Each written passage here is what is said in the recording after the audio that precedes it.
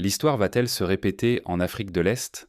La Tanzanie se trouve aujourd'hui à un carrefour crucial, céder à la promesse séduisante de l'aide du Fonds monétaire international ou oser écrire sa propre trajectoire. Mais le vrai enjeu n'apparaît pas dans les contrats ou les chiffres, il se cache derrière les sourires, les promesses de partenariat et l'illusion que tout cela profiterait d'abord au peuple tanzanien. Ce dilemme n'est pas nouveau. Si on remonte le fil du temps, on retrouve ce même scénario dans de nombreux pays du Sud. Mais l'exemple le plus marquant reste celui de la Jamaïque. Il y a environ 40 ans, la Jamaïque a été confrontée à une situation similaire. On lui a promis la prospérité, l'équilibre, la coopération internationale. Pourtant, peu à peu, la Jamaïque a vu son indépendance s'effriter. Les décisions essentielles pour son avenir ont été prises à l'étranger, selon des modèles qui ne correspondaient pas à ses besoins réels. Prenons un exemple concret. Au début des années 80, le gouvernement jamaïcain, acculé par la dette et la fuite des capitaux, a sollicité l'aide du Fonds monétaire international. Le premier prêt paraissait anodin. Pourtant, derrière se cachaient des conditions strictes: réduction drastique des dépenses publiques, privatisation de sociétés d'État, libéralisation du marché agricole.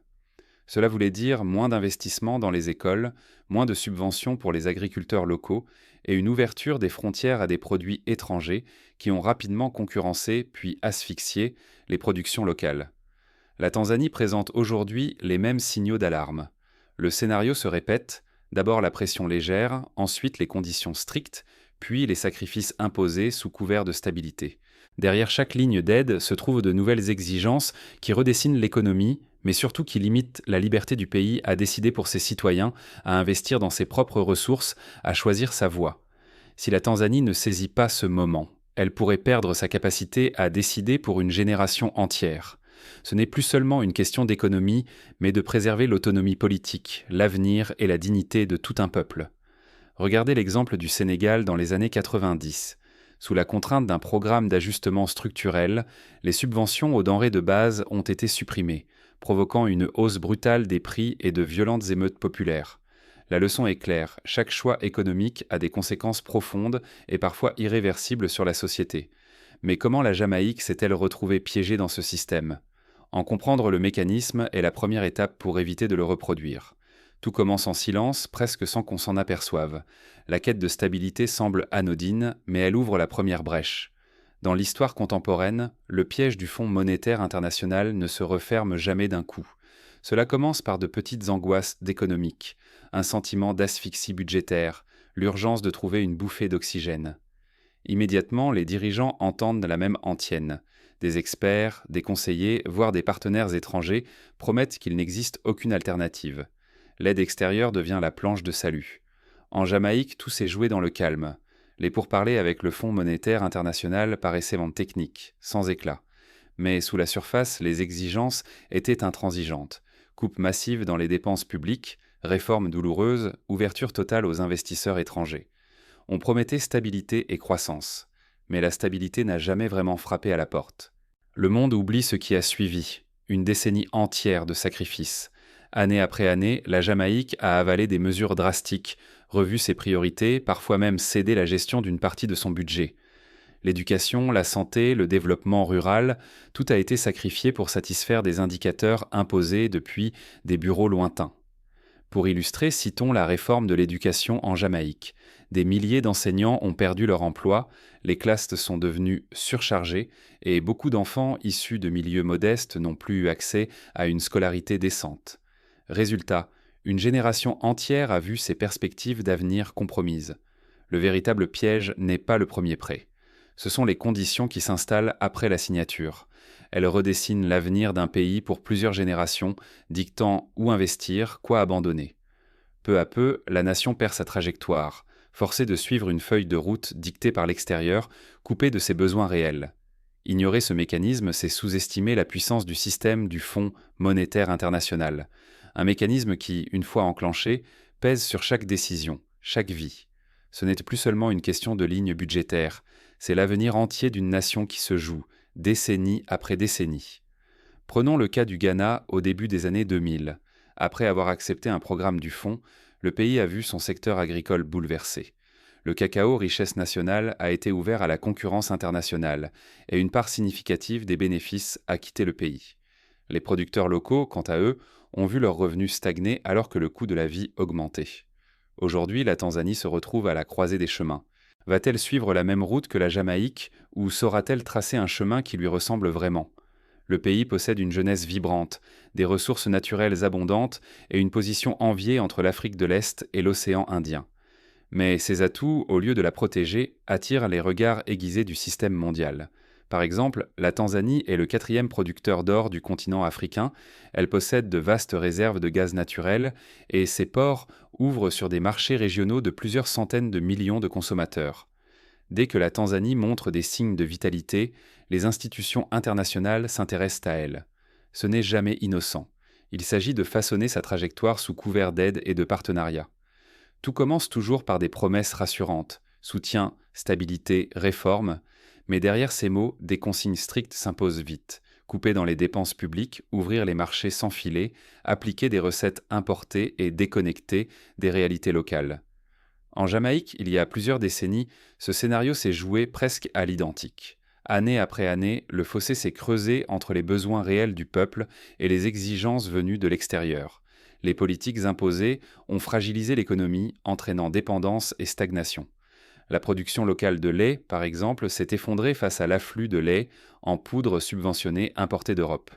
En quelques années, l'autosuffisance alimentaire de la Jamaïque a reculé et la population a dû s'adapter à des produits importés, souvent de moindre qualité nutritionnelle.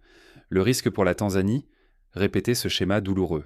En acceptant des conditions dictées d'ailleurs, elle pourrait perdre le contrôle de ses choix, voir ses richesses profiter à d'autres, sacrifier son avenir pour une gestion de la pénurie. Manquer cette bifurcation, c'est risquer de sacrifier l'essor national pour des instructions étrangères et perdre ce qui fait la force du pays, sa jeunesse, ses ressources, sa capacité à décider pour elle-même. Cette situation n'est pas une abstraction.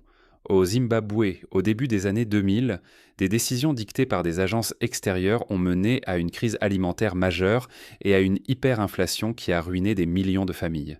La leçon jamaïcaine est son claire. La dépendance s'installe insidieusement, au fil de décisions prises dans l'urgence.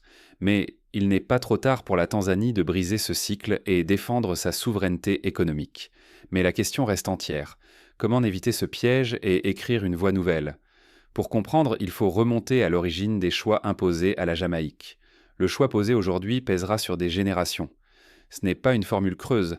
Accepter les conditions du Fonds monétaire international, c'est lier la Tanzanie à un cycle dont il devient presque impossible de s'extraire. L'influence du fonds s'infiltre, s'installe et finit par dépasser de loin la durée officielle de tout programme d'aide. Voyez le schéma qui se répète. Sous la pression de l'austérité, les programmes de santé, d'éducation, d'alimentation sont rabotés. Investir dans l'avenir du pays se transforme en une négociation constante, soumise à l'aval d'experts venus d'ailleurs. Année après année, l'État se retrouve dépossédé de sa capacité à décider pour son propre peuple. Le développement devient alors un mirage. Comment bâtir une prospérité réelle si chaque projet, chaque réforme doit d'abord recevoir la bénédiction d'une institution étrangère? Cette dépendance asphyxie non seulement l'ambition politique, mais aussi l'élan collectif d'un peuple. Mais il existe un autre choix. Si la Tanzanie ose s'appuyer sur ses ressources, sur sa jeunesse, sur ses réalités économiques et sociales, elle peut dessiner un autre modèle de développement. Elle pourrait inspirer tout un continent, prouvant que copier des recettes extérieures n'est pas la seule voie. Regardez l'exemple du Bhoutan, petit pays de l'Himalaya. Face à des offres d'aide conditionnelles, il a choisi de privilégier l'indicateur du bonheur national brut, plutôt que le produit intérieur brut. Certes, ce choix a limité certains investissements, mais il a permis de conserver une cohésion sociale forte et d'assurer une gouvernance centrée sur les besoins de ses citoyens. Aujourd'hui, l'Afrique entière regarde la Tanzanie. Chaque décision prise à Dodoma ou à Dar es Salaam dépasse les frontières, influençant l'imaginaire et les aspirations d'une région entière. Si la Tanzanie cède, une génération pourrait se retrouver piégée dans les erreurs du passé. Mais si elle affirme sa souveraineté, elle peut ouvrir un horizon inédit, où l'Afrique ose penser par elle-même. Voilà l'enjeu. L'Afrique va-t-elle répéter les sacrifices douloureux d'hier, ou verra-t-on émerger une Afrique souveraine, capable d'inventer sa propre trajectoire? Le risque est immense, mais l'occasion l'est tout autant. Désormais, chaque hésitation, chaque compromis, chaque signature compte. Pour la Tanzanie, le moment est venu de mesurer la portée concrète de ses choix. comment éviter le piège, apprendre des échecs d'ailleurs, et transformer cette épreuve en leçon de souveraineté. Mais l'histoire ne s'arrête pas là. Le passé offre des leçons essentielles et la route reste ouverte pour choisir une autre voie. La Tanzanie peut encore décider d'écrire une nouvelle page. Refuser l'aide n'est pas un bouclier. Seule la lucidité, alliée à la stratégie, protège vraiment. Ce n'est jamais l'aide elle-même qui menace la souveraineté, mais la façon dont elle est obtenue et les conditions qui l'accompagnent. Le vrai défi pour la Tanzanie reste de garder la maîtrise absolue de ses priorités et de ses ressources, coûte que coûte. La première clé, négocier depuis une position de force aussi longtemps que possible. Cela réclame une connaissance intime de la valeur de ses atouts, ressources naturelles, jeunesse, stabilité politique. Ne jamais céder à la pression ni se précipiter sous un calendrier imposé de l'extérieur. Prenons l'exemple de la Norvège qui a découvert le pétrole dans les années 60. Plutôt que de céder immédiatement aux pressions des multinationales, elle a mis en place un fonds souverain pour contrôler ses ressources et investir dans le long terme. Résultat, la Norvège est aujourd'hui l'un des pays les plus prospères du monde, avec une sécurité économique pour les générations futures. Bien sûr, la Tanzanie n'est pas la Norvège, mais l'esprit de vigilance et de contrôle peut s'appliquer partout. La Tanzanie peut s'inspirer de nouveaux partenariats, à condition que ses intérêts restent au centre.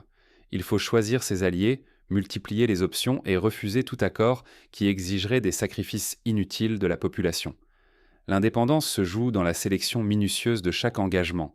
Par exemple, développer des partenariats sud-sud, comme avec l'Inde ou le Brésil, peut permettre d'échapper à la dépendance vis-à-vis des institutions traditionnelles.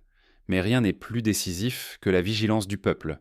Une société informée, mobilisée et capable de demander des comptes à ses dirigeants constitue le meilleur rempart contre toute manipulation extérieure.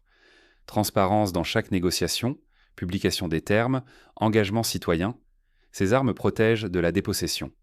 Regardez le cas de l'Islande lors de la crise financière de 2008. Le peuple s'est mobilisé, a exigé des comptes et a refusé de payer une dette illégitime.